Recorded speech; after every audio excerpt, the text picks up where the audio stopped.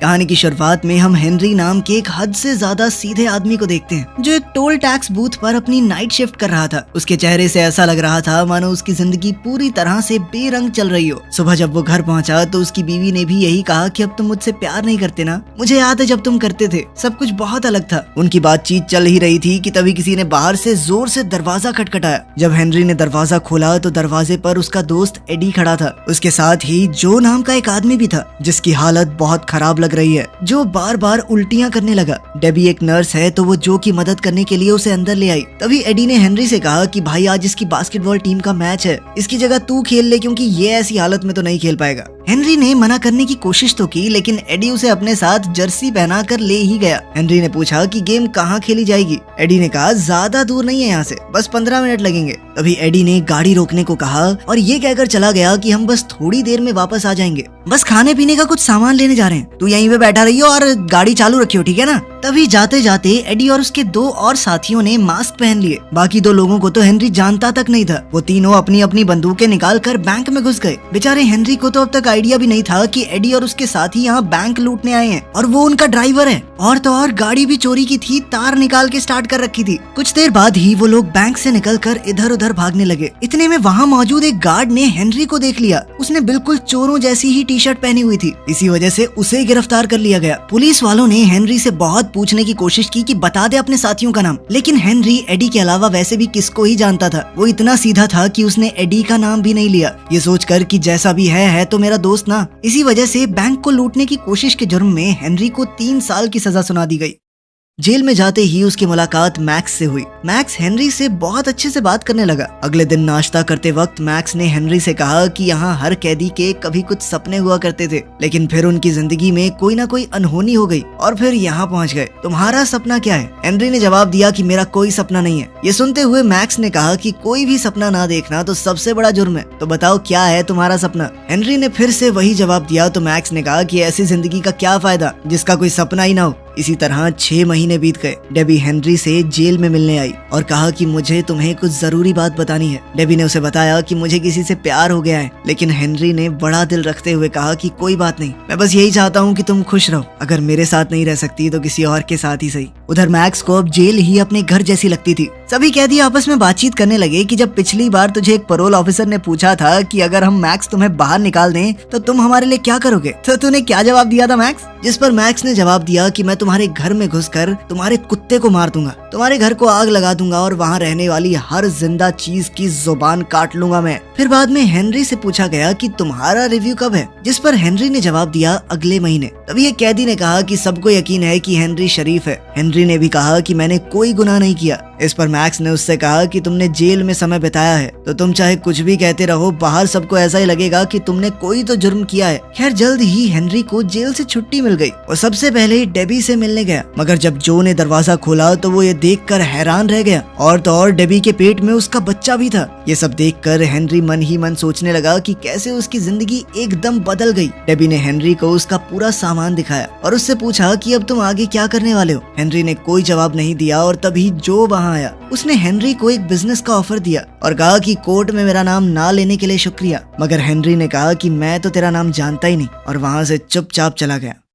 बाद में हेनरी उसी बैंक के सामने जाकर खड़ा हो गया जहाँ से ये सारी वारदात शुरू हुई थी, लेकिन तभी एक गाड़ी ने उसे टक्कर मार दी और वो जमीन पर गिर गया। वो गाड़ी जूली नाम की एक औरत चला रही थी। जूली ने हेनरी को बहुत बुरा भला कहा और फिर पूछा कि तुम ठीक तो हो। तभी वहाँ बैंक का गार्ड भी आया और एम्बुलेंस बुलाने को कहने लगा, लेकिन हेनरी ने इसके लिए मना कर दिया। इसके बाद गार्ड उसे थोड़ा सहारा देते हुए साथ वाले कैफे में ले गया जहाँ जूली भी उनके पीछे पीछे आई और हेनरी ने जूली से कहा कि मैंने तुम्हें कहीं तो देखा है। इस पर जूली ने कहा कि मुझे मत देखो, सड़क पर देखकर चला करो, और ये कहकर वो वहाँ से चली गई। जब हेनरी बाथरूम में गया तो उसकी नजर दीवार पर चिपकी हुई न्यूज पर पड़ी। 80 साल पुरानी उस न्यूज़पेपर कटिंग में बैंक में हुई एक चोरी से जुड़ा हुआ आर्टिकल था। वो चोरी एक अंडरग्राउंड टनल के जरिए की गई थी जो बैंक के पीछे मौजूद एक थिएटर से जुड़ी हुई है। ये टनल बिल्कुल बैंक की तिजोरी के नीचे से जाती है। इसके बाद हेनरी सीधा मैक्स से मिलने के लिए जेल में चला गया और उसने मैक्स से कहा कि मुझे अपना सपना मिल गया है। उस बैंक को लूटना ही मेरा सपना है जिसके चक्कर में मैं यहाँ पहुँच बच गया हूँ। सजा जब काटनी है तो कम से कम चोरी करूँ तो सही। मैक्स को कुछ समझ नहीं आया तो हेनरी ने कहा कि क्या तुम बैंक लूटने में मेरा साथ दोगे। मैक्स ने उससे पूछा तेरे पास कोई प्लान है भी कि ऐसे ही हवा में चला हुआ है तू। जिस पर हेनरी ने कहा कि तुम चिंता मत करो, एकदम टॉप क्लास प्लान है मेरे पास। ये सब होने के बाद हेनरी थिएटर में चला गया और वहीं जूली भी अपने नाटक की रिहर्सल कर रही थी। जूली को नाटक करते समय उसका डायरेक्टर काफी डांटने लगा और कहने लगा कि तुमसे नहीं हो पाएगा ये सब। जिसके बाद जूली गुस्से में कॉफी पीने चली गई। जाते जाते उसने हेनरी से कहा कि कहीं तुम मेरा पीछा तो नहीं कर रहे। हेनरी ने मना कर दिया और उसके पीछे कॉफी शॉप तक चला गया। वहाँ कॉफी पीते पीते हेनरी जूलिया की एक्टिंग की तारीफ करने लगा। तभी जूली ने हेनरी से कहा कि उस एक्सीडेंट की कंप्लेंट ना करने के लिए थैंक्स। और दूसरी तरफ जेल में मैक्स ने भी पैरोल अप्लाई कर दिया। कुछ सवाल पूछे जाने के बाद उसे भी छुट्टी दे दी गई। हेनरी ने मैक्स को पहले ही समझा दिया था कि ऑफिसर्स के सामने कैसे पेश आना है। जब हेनरी उसे जेल के बाहर लेने आया तो मैक्स उससे पूछने लगा कि तुम्हारी गाड़ी कहाँ है। हेनरी ने कहा कि मेरे पास गाड़ी नहीं है। दरअसल हेनरी पैदल ही मैक्स को लेने आ गया था। इस पर मैक्स भड़क गया कि किस पागल के चक्कर में बाहर आ गया मैं। हेलो, वापस ले लो मेरे को, मुझे बाहर नहीं जाना। लेकिन जब हेनरी ने अपना प्लान मैक्स को बताया तो मैक्स ने हैरान होते हुए कहा कि यही तुम्हारा प्लान है। सेम इसी तरीके से 80 साल पहले बैंक को लूटा गया था और तुम्हारे पास बंदूकें वगैरह हैं क्या। लेकिन हेनरी ने इसके लिए भी मना कर दिया, ये कहते हुए कि मैं किसी को नुकसान नहीं पहुंचाना चाहता। इस पर मैक्स ने कहा कि हाँ बे मदर टेरेसा, बहुत अच्छी बात है, लेकिन पिछली बार जब चोरी हुई उसके बाद ये भी तो हो सकता है कि बैंक वालों ने तिजोरी की लोकेशन बदल दी हो और अब वो उस टनल के ऊपर हो ही ना। इस बात का पता लगाने के लिए उन्हें बैंक जाना होगा। बैंक में जाकर वो वहाँ के असिस्टेंट मैनेजर से मिले। उन्हें अंदर जाते हुए बैंक के गार्ड ने बहुत ध्यान से देखा। मैक्स ने बैंक के असिस्टेंट मैनेजर से बातचीत करते हुए बड़ी ही चालाकी से ये बात कंफर्म कर ली कि जब से बैंक को बनाया गया है तब से उसकी तिजोरी को कभी भी अपनी जगह से हिलाया नहीं गया। उसने ये सब इतनी चालाकी से किया कि मैनेजर को घंटा शक नहीं हुआ, लेकिन गार्ड की नजर अब भी उनके ऊपर थी। इसके बाद दोनों उस टनल की जाँच करने के लिए थिएटर में गए। वहाँ जूलिया हेनरी को फिर से देखकर हैरान हो गई और इस बार तो मैक्स भी उसके साथ था। लेकिन तभी मैक्स बोल पड़ा कि जब मैं जवान था तो मैंने यहाँ बहुत सारे प्लेस किए हैं, मैं हेनरी को यही दिखाने यहाँ लाया हूँ। आपको कोई एतराज तो नहीं अगर मैं थिएटर को अंदर से देख लूँ। अंदर जाते हुए जूली ने मैक्स से पूछा कि वो कौन कौन से नाटक यहाँ कर चुके हैं, तो मैक्स ने सीधा शेक्सपियर का नाम ले दिया। फिर मैक्स ने कहा कि मेरी यहाँ बहुत सी यादें हैं, तो मैं थिएटर का कोना कोना देखना चाहता हूँ, जिसके लिए मैक्स को परमिशन मिल भी गई। मैक्स के जाते ही जूली ने हेनरी से पूछा कि ये तुम्हारे पिता हैं क्या, जिस पर हेनरी ने जवाब दिया कि नहीं नहीं, अच्छा दोस्त है सिर्फ। दूसरी तरफ थिएटर का एक आदमी मैक्स को थिएटर दिखाते हुए टनल वाले दरवाजे के पास ले गया और मैक्स उसका जायजा लेने लगा। दूसरी तरफ जब जूलिया ने हेनरी से सवाल किया कि तुम क्या करते हो, तो हेनरी ने सीधा सीधा बता दिया कि मैं हाल ही में जेल से छूटा हूँ, अभी तो कुछ नहीं करता। जूलिया चौंक गई, जेल में क्यों थे तुमने कोई मर्डर वगैरह किया होगा ना। जिस पर हेनरी ने कहा कि एक लंबी कहानी है, फिर कभी सुनाऊंगा। जिसके बाद उन्होंने आज शाम को डिनर पर मिलने का प्लान बनाया। घर जाकर मैक्स ने हेनरी को बताया कि वो टनल एक ग्रीन रूम की दीवार से जाती है, तो हमें कुछ भी करके उस ग्रीन रूम को हथियाना पड़ेगा। लेकिन हेनरी का ध्यान तो सिर्फ तैयार होने में था, क्योंकि जूली के साथ डेट पर जो जाना है। और उसने मैक्स से पूछा कि मैं कैसा लग रहा हूँ, तो मैक्स ने हंसते हुए कहा कि हमेशा की तरह अपने जैसे ही लग रहे हो, और जाओ अपनी डेट एंजॉय करो, बाद में करेंगे प्लानिंग।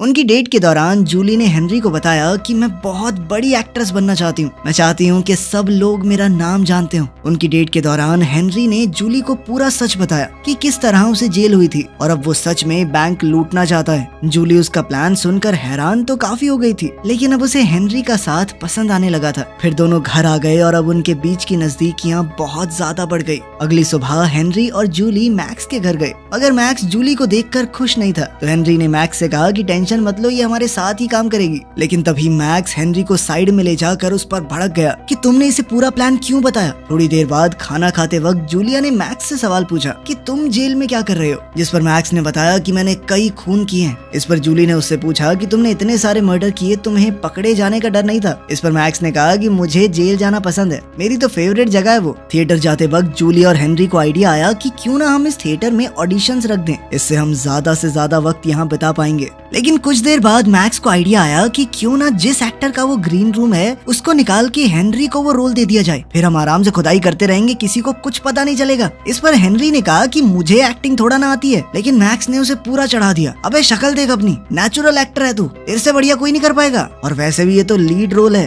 कुछ देर बाद वो एक्टर खुद ब खुद प्ले छोड़कर चला गया, ये कहकर कि उसे बहुत बड़ी पिक्चर में काम मिल गया है, लेकिन असल में तो मैक्स ने उसे बेवकूफ बनाया था। जब ये बात जूली को पता चली तो वो बहुत गुस्सा हो गई। तुम लोग मेरा करियर खराब करके मानोगे क्या। हेनरी ने ऑडिशन दिया और वो सिलेक्ट भी हो गया। अब उन्हें और भी आसानी होगी अपना काम पूरा करने में। मगर उन्हें 1-2 दिन में ही एहसास हो गया कि ये टनल का काम 2 लोगों के बस की बात नहीं है और उन्होंने जो को इस काम में शामिल करने का फैसला किया। बहुत समझाने के बाद जो इस काम को करने के लिए तैयार हो गया, लेकिन सुरंग देखते ही जो बोला कि ये सब करने की क्या जरूरत है, तुम सीधा बंदूक लेकर जाओ और चोरी कर लो। इस पर मैक्स ने जवाब दिया कि तेरी तरह बेवकूफों वाली चोरी नहीं करनी हमें। धीरे धीरे काम चलने लगा। इस काम के साथ साथ हेनरी अपने रोल के लिए भी काफी डेडिकेटेड था। हेनरी को अब सिर्फ पैसा नहीं चाहिए था, उसे जिंदगी में कुछ नया करना था। एक रात जब वो अपना काम करके घर जा रहे थे तो उस बैंक वाले गार्ड ने उन्हें रोक लिया जिसने हेनरी को गिरफ्तार किया था। पुलिस वाले ने कहा कि तुम वही हो ना जो बैंक लूटने वालों के साथ था, और अब भी मैंने तुम्हें बैंक के पीछे से कई बार थिएटर जाते हुए देखा है। मैं इस बार कोई गड़बड़ नहीं होने दूंगा। हेनरी ने पुलिस वाले को अपने साथ चलने को कहा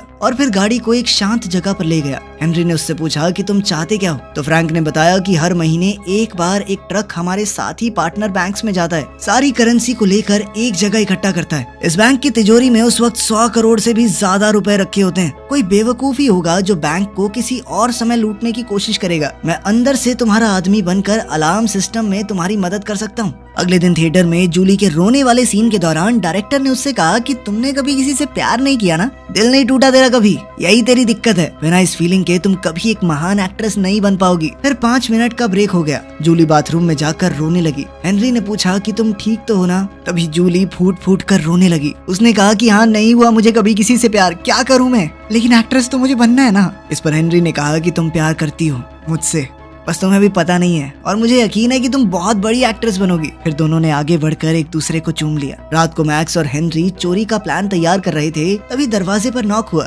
हेनरी ने जैसे ही दरवाजा खोला तो उसने देखा कि जो और एडी खड़े थे। जो को देखकर ऐसा लग रहा था मानो उसकी छिताई की गई हो। तभी एडी ने हेनरी से कहा कि जो ने मुझे सब कुछ बता दिया है और अब मैं भी तुम्हारे प्लान में शामिल हूँ। लेकिन मैक्स को एडी बिल्कुल पसंद नहीं आया। उसने हेनरी से पूछा, कौन है नमूना? एडी कहने लगा कि मुझे सब कुछ पता है, इसीलिए अब तुम्हारे पास कोई चारा नहीं है। मैक्स ने दोबारा पूछा कि कोई मुझे बताएगा ये उल्लू का पट्टा है कौन? लेकिन एडी तिल मिलाकर कहने लगा कि मैं इस प्लान में अंदर हूँ और तू बाहर बुड्ढे। मैक्स ने उसे सीधे तौर पर वहाँ से जाने के लिए कहा, लेकिन एडी ने मैक्स को दोबारा से बुड्ढा कहकर चिढ़ाया। तो इस बार मैक्स को गुस्सा आ गया, तो वो एडी की तरफ उसे मारने के लिए बढ़ने लगा, लेकिन हेनरी ने जैसे तैसे बीच बचाव किया।